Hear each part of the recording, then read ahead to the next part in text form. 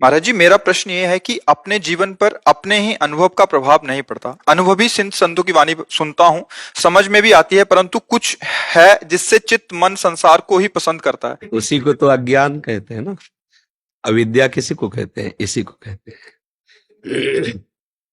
शरीर को मैं मानना, भोगों में सुख मिलना, संसार सत्य भासना, इसी का नाम है माया। ये माया का प्रभाव है जो ऐसा लगता है। नहीं, आप जानते हैं शरीर नष्ट होने वाला है, जानते हैं ना। आज नहीं तो कल, कल नहीं तो परसों, मतलब ये गया। जैसे 40-50 वर्ष गए, जीवन के गए ना, 45-35 गए, पता नहीं चल पाया। अभी सुख की खोज में ही लगे हुए हैं, सुख के साधनों को ही जुटा रहे हैं, पर अनुभूति नहीं है कि सुख है या नहीं। अभी खोज चालू है और जीवन गया, आगे मृत्यु आने वाली है। हम केवल साधन ही जुटाते रहेंगे खोज के, सुख के मिलेगा। यही माया है। अनंत जन्म बीत गए भोगते हुए, यहां कुछ सत्य नहीं। क्या सत्य दिखाई दे रहा है? बड़े बड़े राजा, बड़े बड़े महाराजा, बड़े बड़े तपस्वियों के हम गीत गाते हैं, कहाँ है? कहाँ है वो महल? कहाँ है उनका वैभव? एक स्वप्न की तरह था, गया। अब न कभी उनका अस्तित्व है महल का, न भोग का, न उनके प्रभाव का, गए। ऐसे ही एक भ्रमात्मक माया ने नाटक रच रखा है। उस नाटक में इतना प्रभाव है। आप देखो, हम अपनी लोगी बुद्धि का क्या भरोसा करें? फिल्म आप जानते हैं ना, नाटक बिल्कुल झूठी, 100 में 100%। जैसे कहते भाई कोई भी बात होती है कुछ तो सत्य होती है ना, बोलो फिल्म में क्या सत्य है? 100% झूठा है ना। आप पैसा लगा के देखते हैं ना, आप कितने बड़े बुद्धिमान हैं। अब विचार करके देखिए, हम जिस बुद्धि का इतना भरोसा करते हैं कि हमें फाइनल पे पहुंचा देगी, वो बुद्धि उत्साहित होती है, 3 घंटे समय देते हैं, पैसा देते हैं और जानते हैं झूठा खेल है, जानते 100% मिथ्या है, पर हम देखते हैं। बोले क्यों? थोड़ी देर मनोरंजन हो जाता है, बस। इसी दुष्ट मन और इंद्रियों ने मुझे मनोरंजन में फंसा रखा है। तभी भगवान और संतों की बातें श्रद्धा होने के कारण अच्छी तो लगती हैं, पर जीवन में उतारने में अच्छी नहीं लगती। सुनने में अच्छी लगती है और लगता है यही सत्य है। सब बोलते हैं सत्य को। कोई मुर्दा जा रहा हो तो आप पूछो, सैकड़ों लोग राम नाम सत्य है, मतलब सब जान रहे हो ना, सब जान रहे कि सत्य क्या है, पकड़ कोई नहीं रहा है। संतों के पास सब आ रहे हैं, संत जब बोलेंगे तो शास्त्र और अपनी अनुभूति के वचन बोलेंगे, अच्छा लगता है, पर हम पकड़ नहीं पा रहे, चल नहीं पा रहे, क्योंकि हमारी मन बुद्धि झूठे पे राजी है, पूरे झूठे पे राजी है। कोई भी सुख ऐसा नहीं है जो आनंद प्रदान करने वाला हो। आपकी भावना जब उसमें सुखद होती है तो उसमें सुख मिलता है, भावना ना हो तो सुख है ही नहीं। हम पहले कामाशक्त होते हैं, पूरा मनोराज्य में भोग भोग लेते हैं, फिर भोग में उतरते हैं, इसलिए सुखद लगता है। कोई भी चीज, समोसा, चटनी, हरी चटनी ठीक रहेगी, लाल चटनी ठीक है, ऐसे ऐसे पूरा बनाया और बना के उसे चखा, अब तो लाओ समोसा। पहले चिंतन होता है, बाद में क्रिया होती है। यदि चिंतन ना हो तो किसी क्रिया में सुख मिल जाए भी हमें बता देना। तो अगर है सुख तो चिंतन करो या ना करो, होगा। जैसे अग्नि है, उसका काम है दाहिका शक्ति।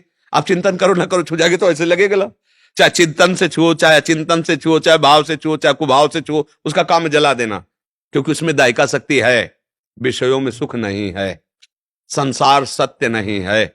सब चले जा रहे हैं, कहां चले जा रहे हैं? नए नए आते जा रहे हैं, पुराने पुराने चले जा रहे हैं, कोई सत्ता ही नहीं है।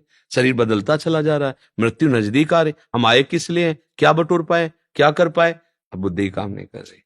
यहां सुन के जब जाओगे तो फिर वही गणित चलाएगी बुद्धि, ये कमा लिया, वो कमा ले, ये भोग लिया, वो भोग लिए, उसको इतना कर दिया, उसको ऐसा। वो कभी ये नहीं सोचेगी कि मुझे जाना भी है यहां से।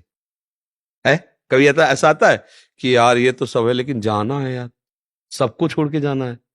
जहां जाना है वहां का परिचय नहीं, जहां जाना है वहां की तैयारी नहीं, एक पैसा नहीं तैयार किए वहां के लिए, सारी व्यवस्था यहीं के लिए है। अब बताओ, घबराहट नहीं होगी जाने की बात सुन के?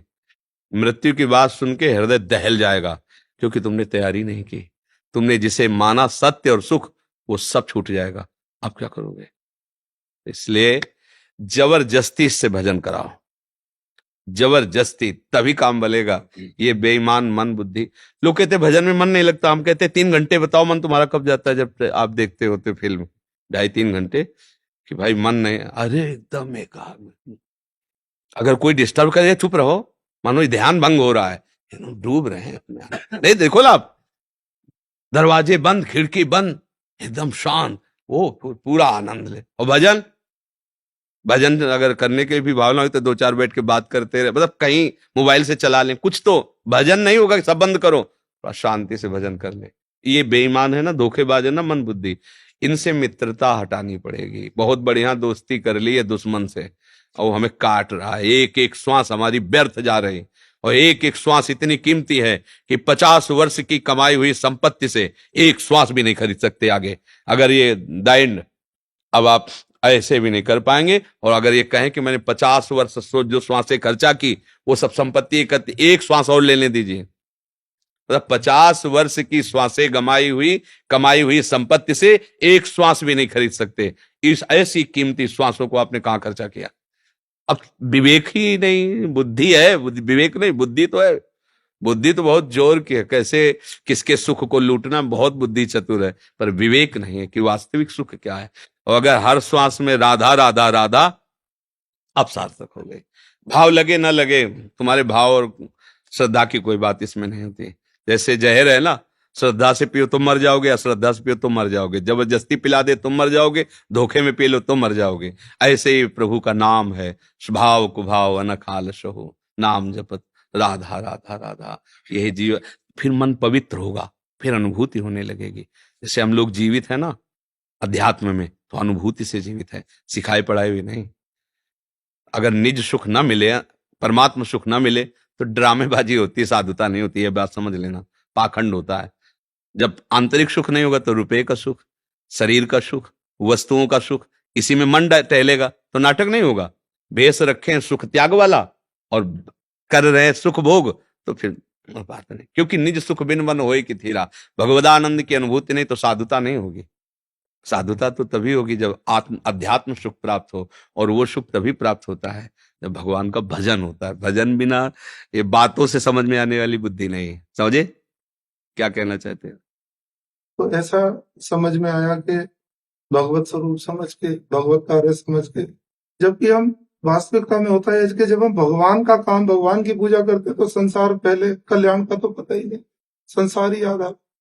अपनापन, प्रेम, आत्मीयता, ये 3 चीजें भगवान से जुड़ जाए तो काम बन जाए, नहीं होता तो इस संसार देखो, नहीं जुड़ता। एक बात हमें बताओ, अभी हम आप से कहें कि हमारे श्री जी के लिए अत्यंत आवश्यक है, आप दिल्ली चले जाओ और आप जाकर के ये अमुक सामग्री ले आओ, आप कितने उत्साहित होंगे? नहीं, आप दौड़ के जाएंगे और लेके आएंगे। और आपसे हम पूछें कि आपको थकान, कोई परिश्रम, कोई थकावट ऐसा, तो आप कहोगे प्रतिपल मुझे आनंद था कि मुझे आपकी आज्ञा मिली और आपके लिए मुझे करने को मिला। समझ रहे हो ना? यही हालत होती है जब भगवान के लिए कार्य करोगे अंदर से, तो संसार का कार्य करते तुम्हें हर समय उत्साह होगा कि मेरे प्रभु की सृष्टि है और मैं प्रभु का दास हूं और ये प्रभु का कार्य हो रहा है, उसी से भगवत प्राप्ति हो जाएगी। वास्तविक हम बात से तो कहते हैं प्रभु का कार्य करते हैं, पर हृदय में अहम होता है और हृदय में ममत्व होता है, अपना कार्य है, उसकी पहचान होती है। कार्य के बाद जो लाभ और हानि होगी उसमें आपको हर्ष और शोक होगा, और यदि भगवत भाव से किया है तो हर्ष और शोक नहीं होगा, समता होगी। सुखे दुखे लाभा लाभो जया जयो, ये स्थिति होती है। जय और पराजय में, सुख और दुख में, लाभ और हानि में समान स्थिति होती है।